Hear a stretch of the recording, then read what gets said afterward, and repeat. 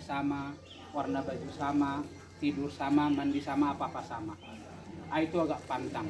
Kecuali mereka laki-laki sama laki-laki, perempuan sama perempuan nggak masalah. Lalu raja anjurkan sama orang tuanya tolong mereka dipisah. Namun itu orang tuanya tidak menghiraukan anjuran raja. Dan musibah terjadilah di Samosir, kemarau berkepanjangan dan semua tanaman mati kering. Lalu raja suruh datunia atau dukun untuk mencari penyebab musibah.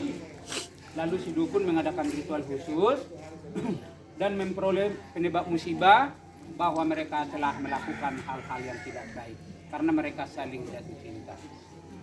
Dan raja pun marah, perintahkan panglimanya bunuh mereka.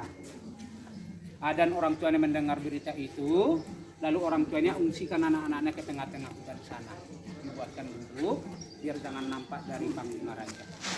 Setelah mereka tinggal di situ, yang perempuannya sudah mulai kelaparan, lalu dia minta tolong sama yang laki-laki ambilkan buah pohon.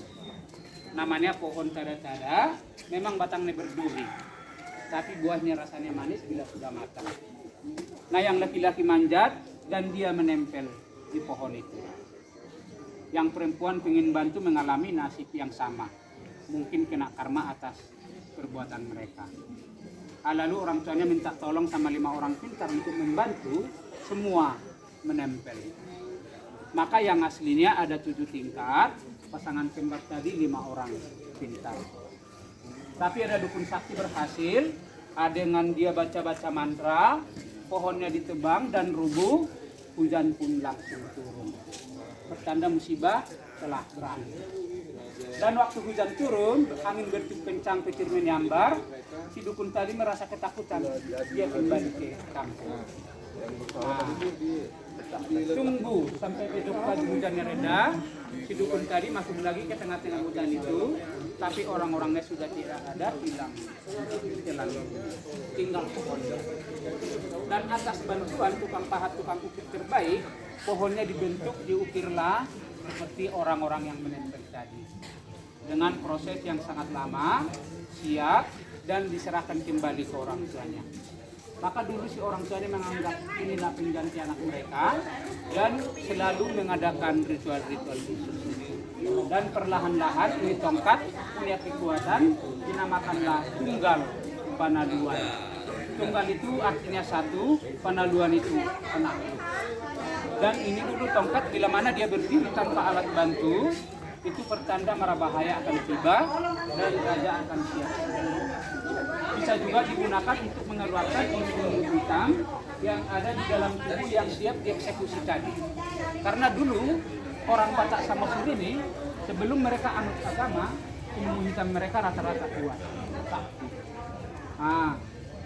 Tapi setinggi apapun ilmu hitamnya, dipastikan ada hari sialnya. Di dalam 1 tahun itu ada 1 bulan, di dalam 1 bulan ada 1 minggu, dan di dalam 1 minggu ada 1 hari. Nanti dukun akan lihat di sini. Di buku Pustaha Laklat sama kalender Batak. Saudara kita orang Jawa bilang itu primbon, orang Batak namanya manitiari, dan saudara kita orang Cina itu bilang keris. Iya, nanti dukun akan cari di sini antara kombinasi antara kalender sama buku Pustaha Laklat. Iya, ini buku ini terbagi 3 bagian. Ada tulisan Batak, aksara Batak, zodiak Batak, dan mantra-mantra ilmu-ilmu pengobatan. Termasuk untuk penawar-penawar bila mana tersengat oleh binatang berbisa, ular, kalajengking, dipan, dan yang lainnya. Yang aslinya selebar buku biasa, Bapak Ibu ya. Ini hanya replika, bukan yang asli. Dan kalender Batak ini tidak pakai angka. Maka yang boleh gunakan ini tidak semua orang.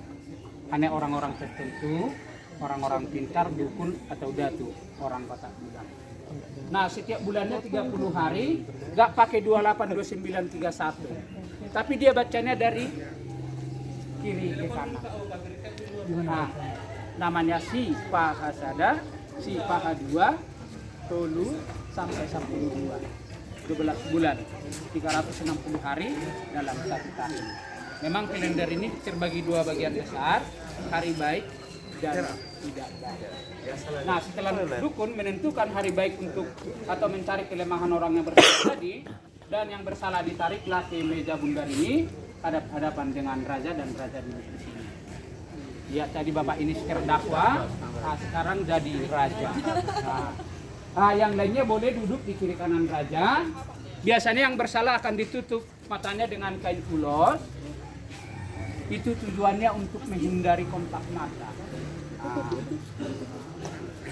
Iya, bila mana terjadi kontak mata nanti Algojo akan kasihan, nggak jadi dipenggal. Lalu bajunya dibuka semua, siapa tahu dia simpan jimat-jimatnya di saku.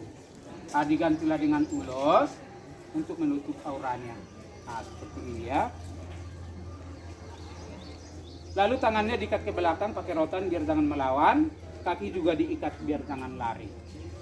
Lalu diangkatlah dia di meja ini, dibaringkan tidur telentang, kepala ke atas dan kakinya ke bawah. Modelnya kurang lebih seperti ini ya. Iya, sebelum dia dipenggal di batu ini, disiksa dulu di sini. Disiksa dalam artian orang pintar atau dukun akan mengadakan ritual khususnya untuk mengeluarkan ilmu-ilmu hitamnya.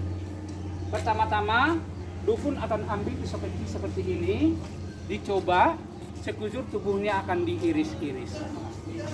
Nah, bila mana dia belum luka dan berdarah, pertanda ilmu hitamnya masih ada di dalam tubuhnya. Banyak lagi ritual-ritual lainnya. Dan terakhir akan dipukul dengan tongkat ini. Biasanya baca-baca mantra, putar meja ini 7 keliling sambil menari-nari, lalu pukul 3 kali. Pertama di kepala, baca-baca mantra lagi, pukul di ulu hati, dan terakhir bagian tubuhnya. Dan untuk memastikan kembali diiris-iris. Bila dia sudah luka dan berdarah, itu artinya dia sudah mampat dipenggal, dan disiramlah dengan air asam yang telah disediakan sebelumnya. Dan dia akan menjerit, merasa perih, kesakitan. Lalu diangkatlah dia di batu ini. Aku sini seperti ini Bapak Ibu ya. Ya, disinilah dia dipenggal oleh Algojo. Biasanya Algojonya akan ambil pedangnya dan pastikan tajam. Dan biasanya Algojo akan minta dukungan sama orang-orang kampung yang berdiri di sini untuk meneriakkan koras 3 kali biar dia sukses. Karena syarat dari raja itu Algojo sekali penggal harus putus. Misalnya Algojo gagal, maka dia yang menjadi gantinya dan raja sendiri yang mengeksekusi. Untuk mendukung Algojo kita teriakkan koras 3 kali. 1, 2, 3. Koras! Koras! Koras!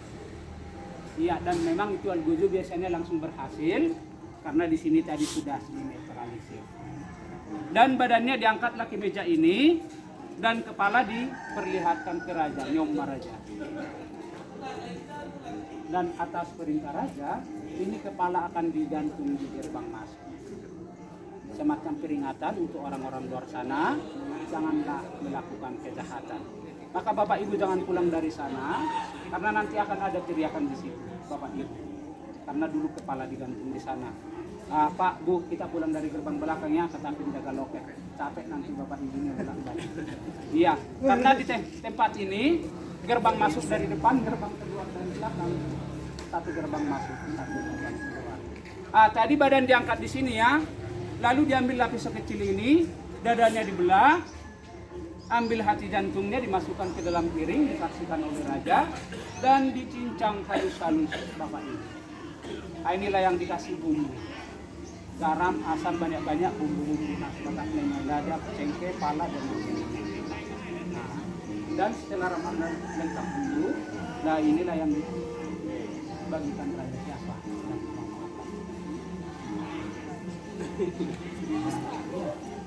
Memang bukan